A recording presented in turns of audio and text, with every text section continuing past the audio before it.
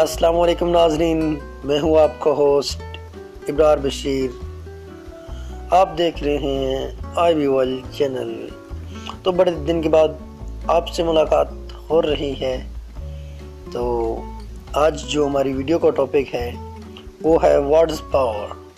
Words की क्या हकीकत है, अल्फाज क्या अपने असरात रखते हैं, इसके बारे में बात होगी कि अल्फाज आखिर क्या है। तो दोस्तों, आज मैं जो बात करने जा रहा हूँ ये बड़ी अहम है। अब अगर जानते भी होंगे तो आप इससे अनजान होंगे। वो इस तरह के कॉन्शियसनेस होना इंसान होते हैं। एग्जाम्पल के तौर पर लोग सिगरेट पीते हैं। लोगों को पता तो होता है कि सिगरेट सेहत के लिए मुअस्सर है, लेकिन वो फिर भी पीते हैं। इसी तरह हमको ये पता होता है कि जो अल्फाज होते हैं ये असर रखते हैं, ये कुछ ना कुछ असर रखते हैं। अब मैं आपको बताने लगा हूँ कि इसके बारे में कि अल्फाज क्या असर रखते हैं। अल्फाज जो होते हैं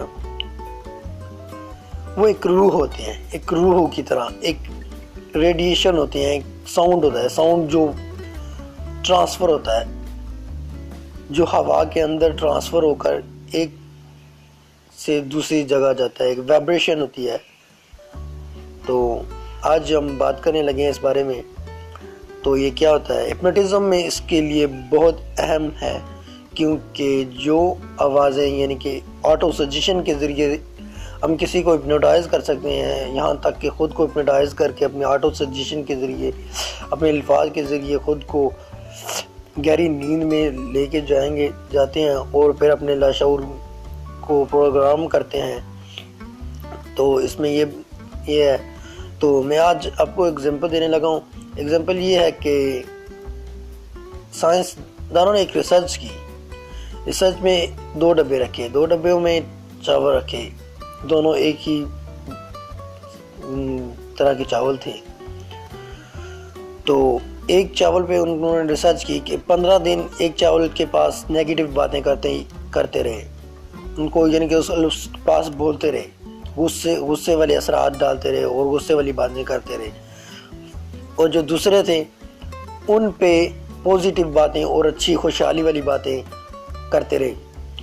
तो जब वो 15 दिन के बाद जब टेस्ट किया गया, उन चावलों को देखा गया, तो जिन पे नेगेटिव असरात थे वो चावल ख़राब हो चुके थे, और जिनकी पॉजिटिव बातें करते रहे और खुशी वाली बातें करते रहे, तो वो बिल्कुल चावल जो थे वो ठीक ठाक थे।